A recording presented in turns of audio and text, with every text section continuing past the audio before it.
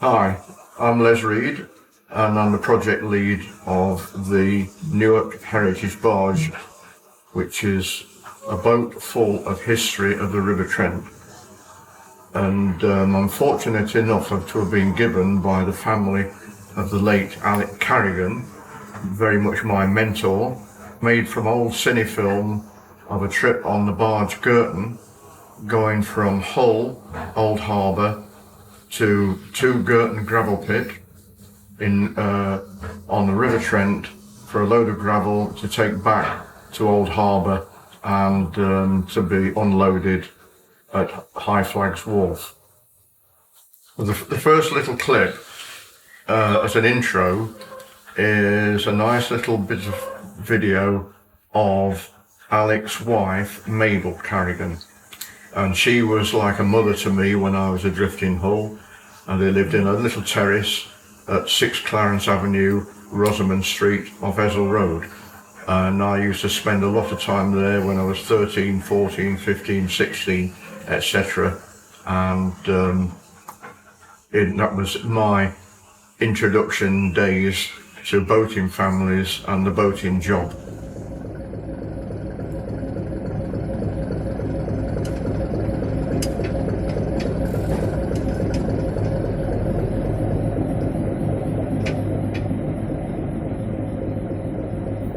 So this bit shows Alec Carrigan, the chap in the donkey jacket, and Billy Taylor, the skipper, and they're on the Barge Girton, which was owned by the Lincoln and Hull Water Transport Company.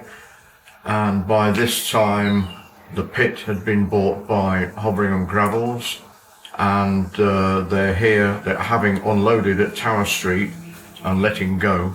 And the funny thing is, at the time, what's happening, they put a safety wire on because the kids had started throwing the ropes off, and they'd taken everything off and forgotten about it, and then Alec drops the shackle in the water.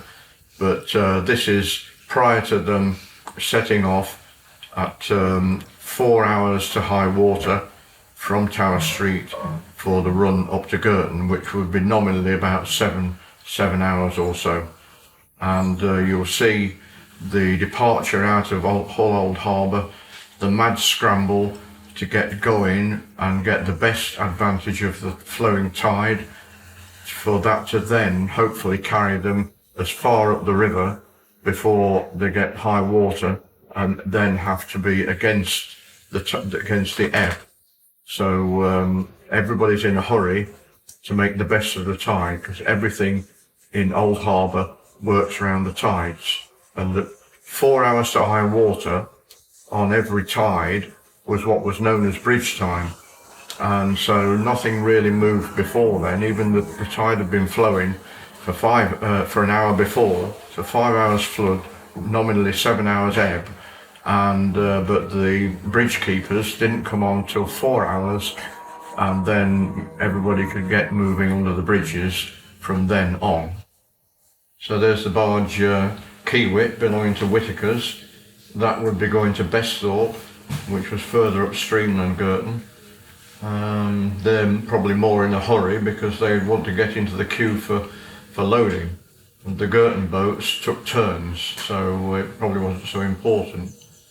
Now we've got what was known as Cook's Hill or Cook's Hard, which was James W. Cook, the tanker company, who had a big fleet of Trent-size tank towing barges and dumb barges.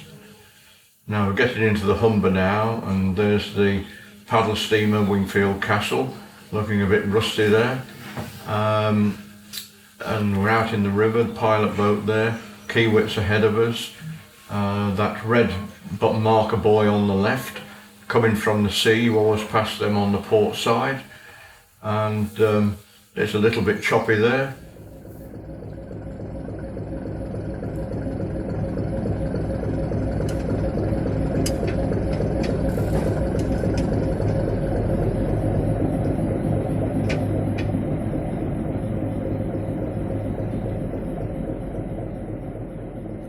So Alex there going to have a bit of a tidy up and all health and safety. So putting the wires up just in case it's already fallen overboard. Bit of water splashing about there, and he's going to tidy up and make sure everything's shipshape for getting loaded. Here we're passing what I think could be one of Hunt's barges. He'll be for Leeds or Wakefield, fully loaded with probably 100 tons in there. He will have been from King George Dock, I would say, probably out of the silo with some sort of grain. And in the background there you've got all the buildings at Fish Dock, and in the distance there's the barge Bulk Star. He's heading for Besthorpe as well. He'll be trying to play catch up. He could be loading for Hull or for Grimsby. That was owned by Brian Dawson of Barton and Humber, and here's Bulk Star trying to get past. And of course there's only, although the river looks very wide, there are only some places where it's shallow, so you don't want to be. We're there passing Grove Wharves, the early ones, and then the next place of loading seagoing ships was at Kidby, where the entrance to the Kidby Canal, and also seagoing ships there loading coal. So the next thing, we're passing the British Waterways towing barge and its lighter, its Trent size barge.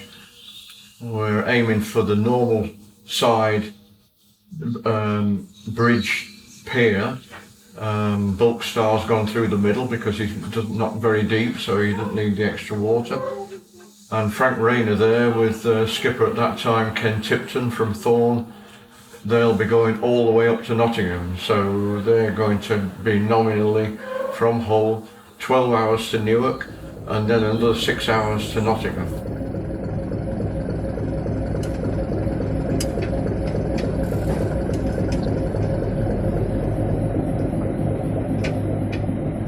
So we now jump quite a bit because we're caught right up going through the town of Gainsborough. We've caught up with one of the other older Lincoln and Hull's barges, which was one that was built for the First World War. That little clip was a barge that had got a little bit wrong at Stony Bight and got himself stuck on the Ness. So we're coming up there to West Burton Power Station. And so now what's happening here, that's the Whittaker's barge Humber Trader. He has been and collected the barge Mary H, which belonged to Good Havercrofts, which had loaded gravel, and the skipper had nodded off and gone ashore and put a hole in it at Stony Bight above Gainsborough, and Humber Trader had rescued it and they'd put it onto a shallow place there to let the tide leave it and do a temporary repair on it. And so the other little barge alongside it belonged to Dave Cook, also part of the salvage team. But the blue barge, the Mary H, was another one typical of Harker's tankers that were then given another lease of life and made into dry cargo barges when they were not serviceable enough to be carrying petrol. The chances of something like this happening when they were doing the Cine film would have been remote. And I found out later exactly what was happening because I ended up talking to the lad who was the mate on the blue barge at the time, and he told me exactly. But I know that the red barge, Humber Trader, owned by Whittaker's, had gone there, the blue barge, Mary H, and the skipper of that was a guy who had a wooden leg, and he used to lean on the wheel quite a lot, and he did eventually I think either get injured or killed by the wheel spinning with the rudder up the bank. But at this situation they'd loaded at Besthorpe. I mean, and very often they'd been up all night the night before getting there and then loaded and then off they go back. Well, everybody nods off at the wheel some time, and it was just unfortunate that, well, I've heard him called Pegleg Schofield, on the skipper of the Mary H, which was owned by Good Havercrofts, with a load of best sort gravel for up harbour, and it was coming down to Stony Bight, which is a very tight corner above Gainsborough, and he run ashore up the stones, put a hole in it, sunk it. So then they sent a little barge belonging to Dave Cook's called the Diane, with a salvage pump on it, and Whittaker's Humber Trader up there to tow it away from the place where it crashed. And this is a known little bit of shallow bank, so they put it ashore at high water on the previous tide, and then let the tide go out, and then they were putting concrete patches on it before it could go back to Hull. And this boat had been a former tank barge, and so many of the tank barges were given a second life when they were not good enough to carry petrol anymore. They used to get a second life carrying gravel, which had surveys that were not quite so stringent. And this one was probably built in 1915, we're not sure, but sometime between. It's a type that was built for the First World War, although some of them didn't get completed until afterwards. But there were a lot of what's known as AC barges. They were built for going into the French canals in 1915 for the War Department to take supplies, and that's why they were French canal size.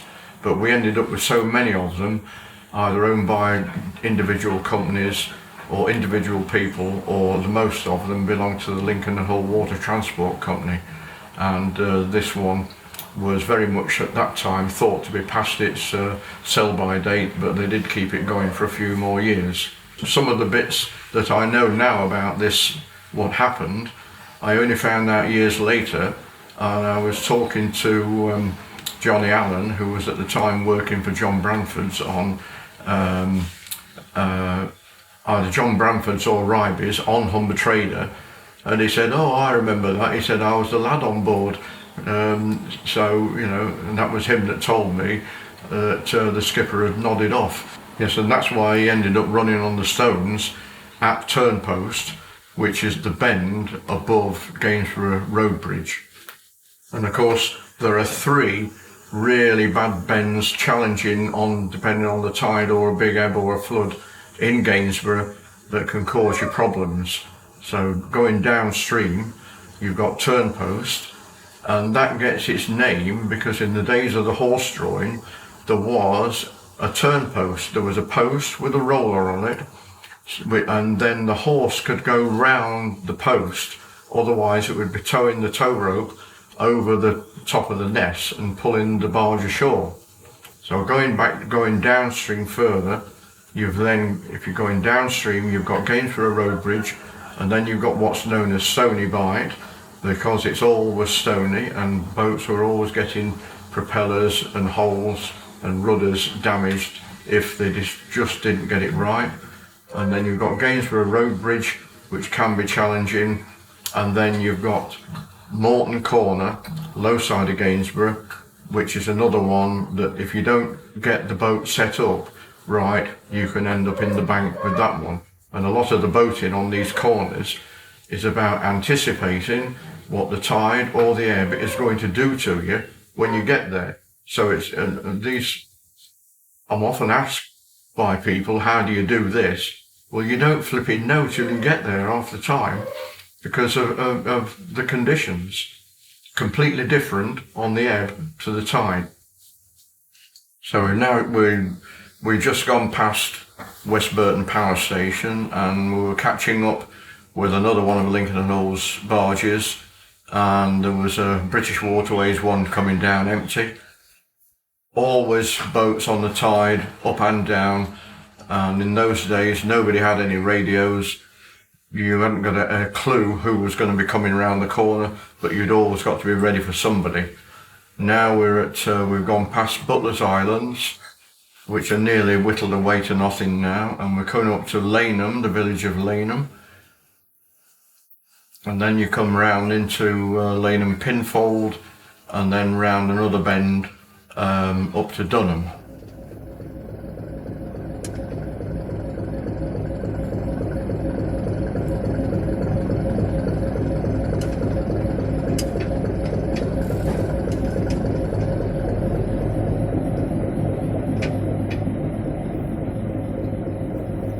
So now we're coming up to, that's Marnham Power Station in the background, and Fledborough Viaduct, and Alex tidying up the hatches there, ready for loading. And there's a diesel engine with what I think will be a coal train going across the viaduct. Of course, I think it's a walkway now.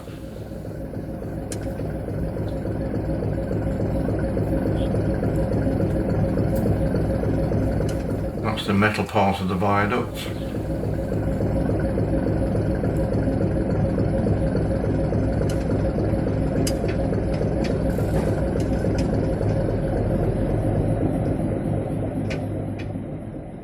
We're now arriving at Girton Pit.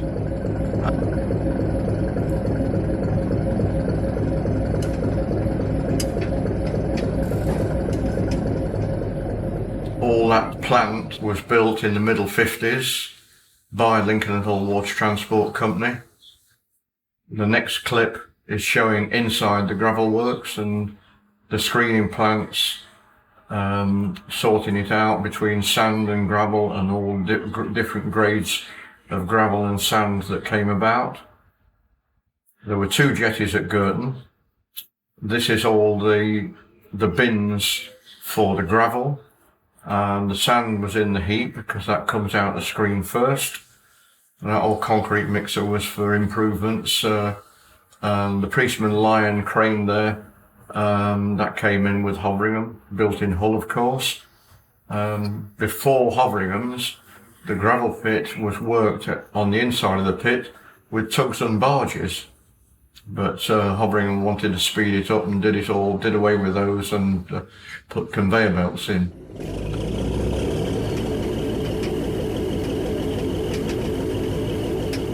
And inside that pit is where I first learned to steer a boat, when I would have been about 12 or 13, towing a barge with 200 tons in it. Things that I was allowed to do as a boy in a man's world.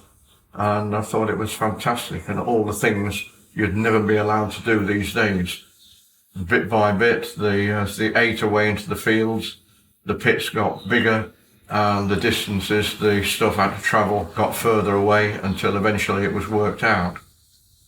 And the other thing that they kept processing there, or should I say not processing, was what was called all-ups. And that's the all-ups crane, the old 37. Dumpling was the driver.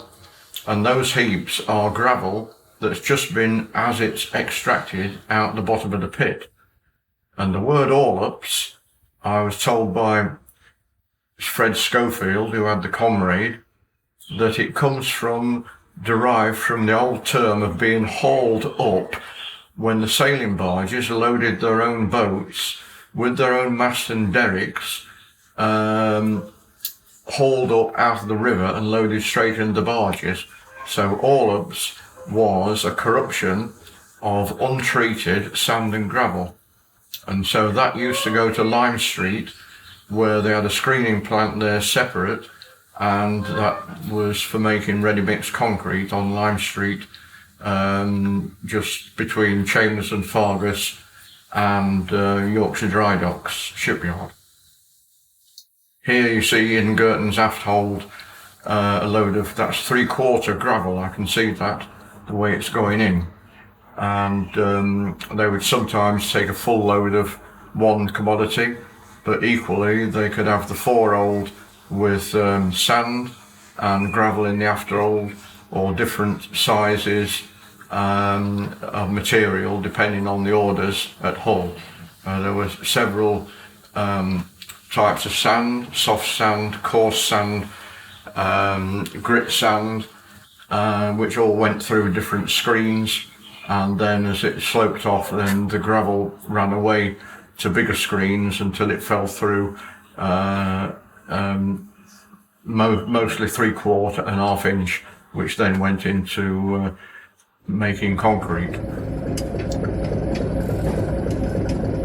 So here we're just setting off from the pit, so they would have gone up end on, because that looks like a good tide, so they would have stopped bows up, but then just as the tide would be slowing, so they'd stop end on and then swing off the berth to be the right way round for going down. So we're now, Alex there, tidying the ship. A clean ship is a happy ship, I was always told. And we're coming down now to, there was a pipe bridge there, and the old toll bridge at Dunham-on-Trent, which has gone now. It's been replaced by a newer bridge. And you can see there the type of hatches. They're known as lighter hatches. So down the middle is what's known as fore and afters, sitting on the beams, and then each piece of hatch could be handled by one man from one side, whereas the older boats had what were called carling hatches, which were single pieces across. They were good for opening the boat out completely, except that you needed 2 men to work one hatch, one on either side of the deck. So here we are going across Dunham Rack, and the channel goes over to the right hand side over there and then comes back around. The channels in the Trent, we were always taught to read the river, and the channel goes where the current wants to go. You've seen there Alec just fitting in that last hatch, getting ready for closing up. So we're now arrived at Gainsborough, and Gainsborough Stone Bridge again. Still a good ebb down. It's another one of those places you've got to set the boat up right, because you, in places where the ebb sets in, it can set you one side, and if it's another one of those bridges on certain states of the tide, if you aim for the middle, you won't go through the middle. So you have to aim for where you know you're going to end up in the middle afterwards. So here we are, how the Trent was always worked. It's tide time now, so they've run that ebb out until they've run out of water, and all these boats are stopped there. So you've got 2 AC barges of Lincoln hulls, and one of Dave Cook's luminary there, former lighter, all waiting for the tide to float them off the sandbank. And depending on how long you've been aground, depends on how long it takes you to get afloat. Sometimes the last one to arrive can be gone sooner. There's everybody jostling. The problem could be, if you'd been aground a long time, you always ended up athwart the river, and then the water used to boil up underneath you and put a hill of sand on the low side. So you've got to get yourself extricated from that. Now here's the first of the tide boats. One of their grounded boats gone over the other side. You'd like to go across the other side. You could work a slack down there, get out the tide and go faster. You're always trying to get ahead of somebody else. So he's well stuck. Girton, the bigger boat, has managed to get free, but he couldn't. There's a good old Alec in his overalls there. Very much my mentor. He used to say, I've shown you once how to do it, you go and start it up. So luminary there, former Selby lighter, 60 Lister. I used to know all the engines, and here we are making way over the tide on the river, probably down, this is now getting down towards Burton Stadler, and here's one of Everard's ships coming to get coal from Kidby Coal Jetty, which they used to shunt the railway wagons onto it and then tip them up out of the back door. We're now heading down towards the hills at Burton Stadler. Things have changed a bit. Now we've jumped completely. That's the shipyard at the end of Fish Dock. in Hull. So we're down Fishdock Wall End now. There's a dredger, and then you've got the various processing places, the Codler Oil Company, Hull Fish Meal, and in the distance it's around the corner where the Lord Line building is, penning in for the trawlers. Different clips, because this is made out of Cine film, there are different clips added together to make the film. That's one of Elman's in Albert Dock. Various ships in there, some of them you used to get butter boats there, and that's another Elman's city boat, I think. There's the New Holland ferry in the distance going across, a bit misty, downriver.